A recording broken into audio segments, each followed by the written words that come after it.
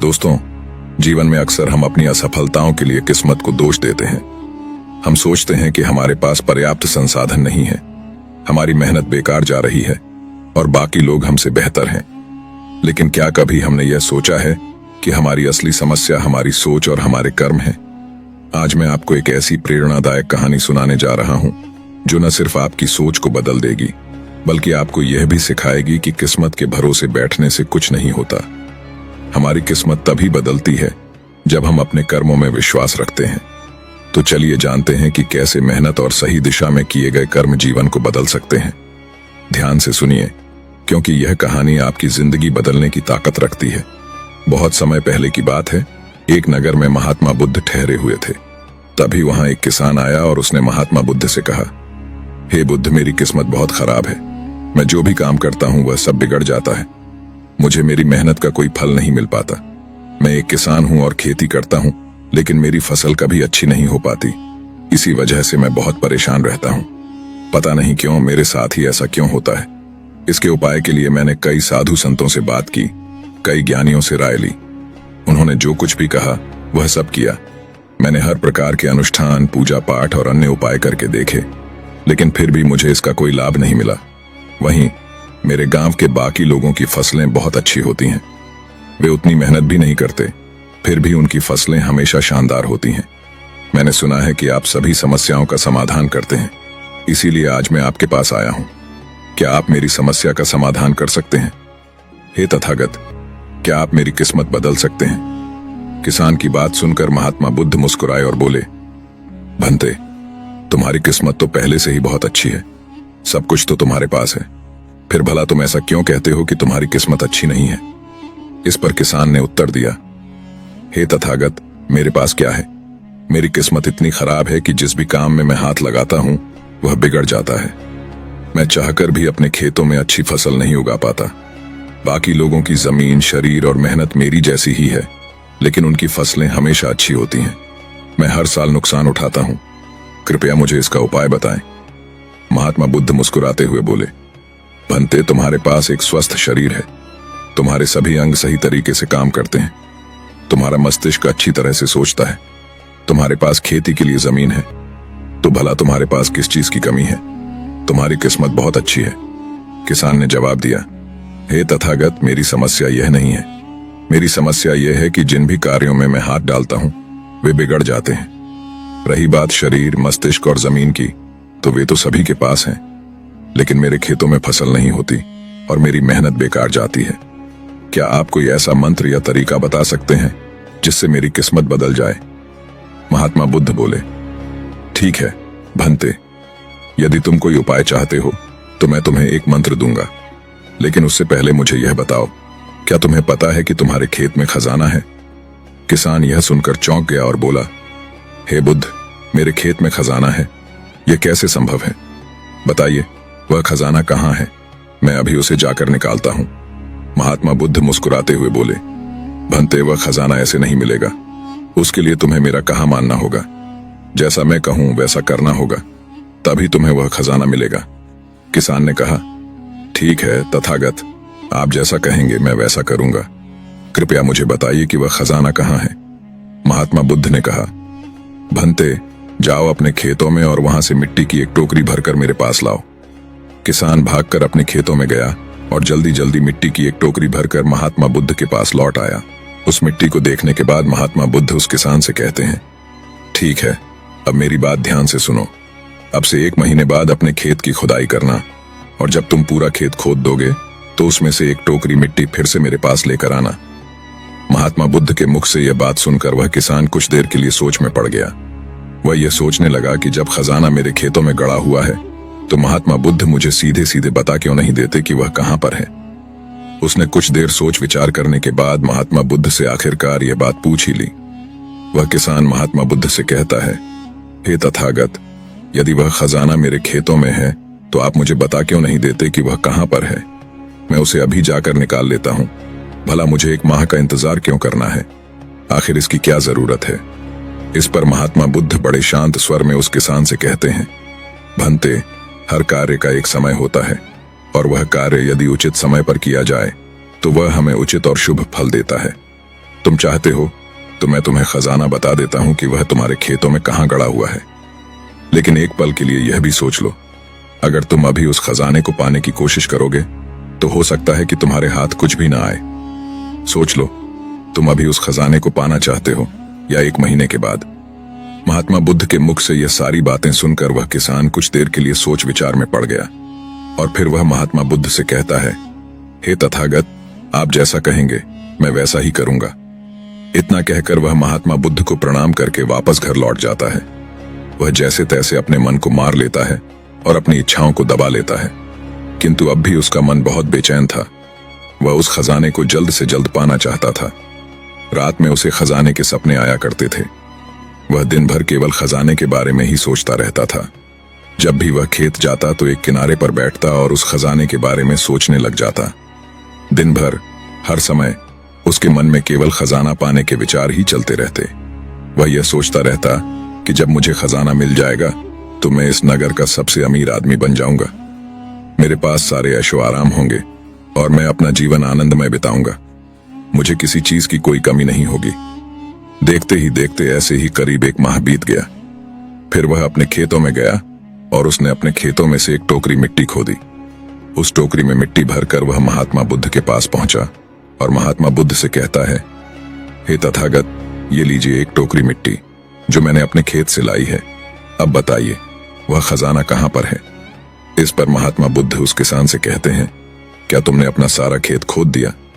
इस पर वह किसान महात्मा बुद्ध से कहता है, नहीं तथागत, आपने कहा था कि केवल एक टोकरी मिट्टी ही चाहिए, इसलिए मैंने केवल एक टोकरी मिट्टी ही निकाली। भला उसके लिए मुझे पूरा खेत जोतने की क्या जरूरत है? बस आप मुझे यह बता दीजिए कि वह खजाना मेरे खेतों में कहां गड़ा हुआ है। मैं जाकर वहीं पर खोदूंगा और वह खजाना निकाल लूंगा। इस पर महात्मा बुद्ध उस किसान से कहते हैं, भंते, वह खजाना तुम्हें तभी मिलेगा जब तुम अपना पूरा खेत जोतो। यदि तुम अपना खेत नहीं जोतो तो वह खजाना कभी भी बाहर नहीं आने वाला। अब सोच लो तुम्हें क्या करना है। यह सुनकर किसान एक बार फिर कुछ देर के लिए सोच विचार में पड़ जाता है। वह यह तय करता है कि वह जाकर अपने खेत को जोतेगा। इसलिए वह महात्मा बुद्ध को प्रणाम करके वापस घर लौट जाता है। अगले ही दिन वह अपने खेत को पूरी तरह से जोतता है और एक बार फिर से एक टोकरी मिट्टी भरकर महात्मा बुद्ध के समक्ष पहुंच जाता है। तभी महात्मा बुद्ध उस किसान से कहते हैं, भंते, अभी तुम्हारा खेत ठीक से नहीं जोता गया है। जाकर एक बार फिर कोशिश करो, एक बार फिर अपने खेतों में हल चलाओ। इस पर किसान महात्मा बुद्ध से कहता है, हे तथागत, मेरे पास हल नहीं है। मैं खुद से ही खेत की हल्की जगहों को जोतता हूं। महात्मा बुद्ध उस किसान से कहते हैं, कोई बात नहीं भंते, एक बार फिर परिश्रम करो। इस परिश्रम का फल तुम्हें अवश्य मिलेगा। किसान महात्मा बुद्ध की बात मान लेता है और एक बार फिर से अपने खेतों में मेहनत करता है।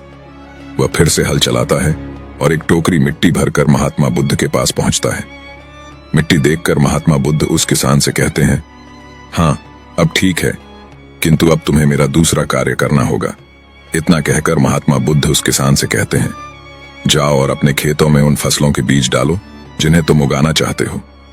यह सुनकर किसान थोड़ा अचरज में पड़कर महात्मा बुद्ध से कहता है, हे तथागत, आपने तो खजाने की बात की थी, फिर यह फसल कहां से आ गई?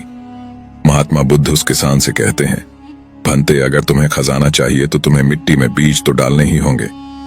किसान महात्मा बुद्ध से कहता है, हे तथागत, आप जैसा कहेंगे मैं वैसा करने के लिए तैयार हूं, किंतु यदि मैं अभी बीज लेने जाऊंगा तो वह मुझे महंगे पड़ेंगे और फिलहाल मेरे पास इतना धन भी नहीं है। यदि मैं कुछ समय बाद बीज लेने जाऊं तो वह मुझे सस्ते मिल सकते हैं।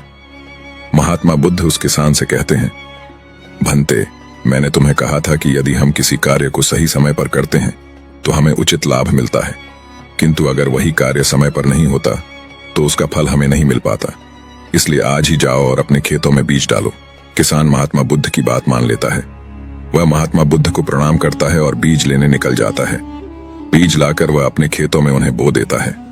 फिर वह महात्मा बुद्ध के पास वापस पहुंचता है और कहता है, हे तथागत, आपने जैसा कहा था मैंने वैसा ही किया। अब मुझे बताइए कि आखिर मेरे खेतों में वह खजाना कहां पर है ताकि मैं उसे निकाल सकूं। इस पर महात्मा बुद्ध मुस्कुराने लगते हैं और उस किसान से कहते हैं, भंते, अभी तुम्हें एक और कार्य करना है। महात्मा बुद्ध उस किसान से कहते हैं, भंते, अब तुम्हें अपने खेतों की फसल की देखभाल करनी है। उन्हें प्यार से सींचना है और यह सुनिश्चित करना है कि उन्हें कोई तकलीफ ना हो। यह ध्यान रखना कि वे स्वस्थ रहें, उन्हें कोई बीमारी या कीड़ा ना लगे।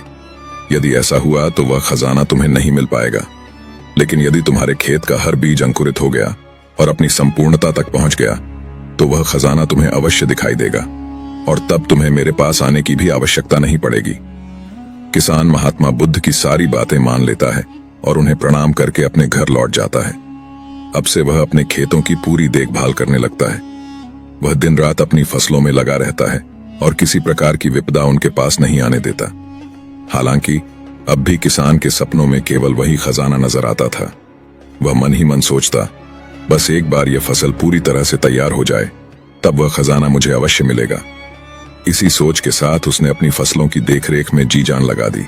धीरे धीरे समय बीता और वह दिन भी आ गया जब उसके खेतों में फसलें लहलहा उठीं। उसकी फसल देखकर गांव के अन्य लोग आश्चर्यचकित थे। उसकी फसल पूरे गांव में सबसे उत्तम थी। किसान ने अपनी मेहनत से अपनी सभी परेशानियां और कर्ज मिटा दिए। गांव के लोग उसकी प्रशंसा कर रहे थे। तभी किसान को महात्मा बुद्ध की बात याद आई। उन्होंने कहा था, जब तुम्हारी फसलें तैयार हो जाएंगी तो तुम्हें तुम्हारा खजाना भी मिल जाएगा। यह याद आते ही किसान की आंखों में आंसू आ गए। उसे एहसास हुआ कि जो खजाना उसके खेत की मिट्टी में छिपा हुआ था वह बाहर आ चुका है। किसान खुद को रोक नहीं सका और महात्मा बुद्ध के पास जाकर उनके चरणों में गिर पड़ा। उसने कहा, हे तथागत, आपने जो खजाना बताया था वह मुझे मिल गया है, लेकिन मुझे यह बात समझ नहीं आ रही कि वह खजाना मुझे पहले क्यों नहीं मिला। महात्मा बुद्ध मुस्कुराए और कहा, भंते, हमेशा किस्मत को दोष देना सही नहीं होता। पहले तुम अपनी किस्मत को कोसने में लगे हुए थे, जबकि तुम्हारी किस्मत पहले से ही सही थी। समस्या यह थी कि तुम सही काम नहीं कर रहे थे। तुम चाहते थे कि बिना मेहनत के ही तुम्हारी फसल सबसे उत्तम हो, इसलिए मैंने तुम्हें खजाने का लालच दिया। खजाने के लालच में ही सही, लेकिन जब तुमने सही समय पर सही कर्म किए तो तुम्हें सही फल मिला। जो तुम्हारे पास सबसे बड़ी संपत्ति है वह तुम्हारा शरीर ही है।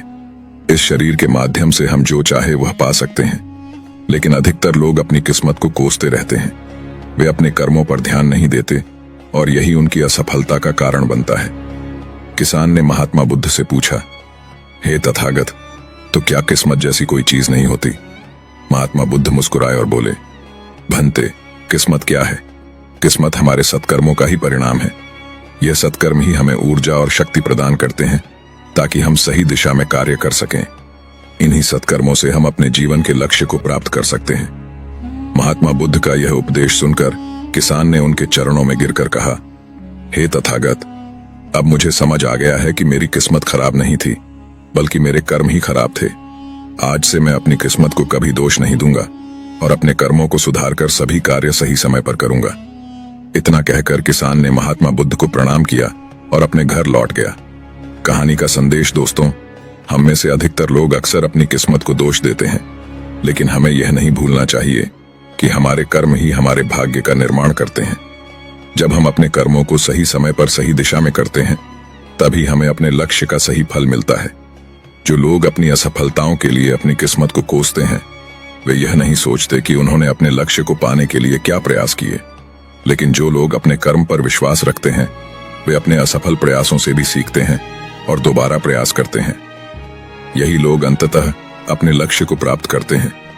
कर्म पर विश्वास रखें, क्योंकि आपकी किस्मत आपके सत्कर्मों में ही छिपी हुई है।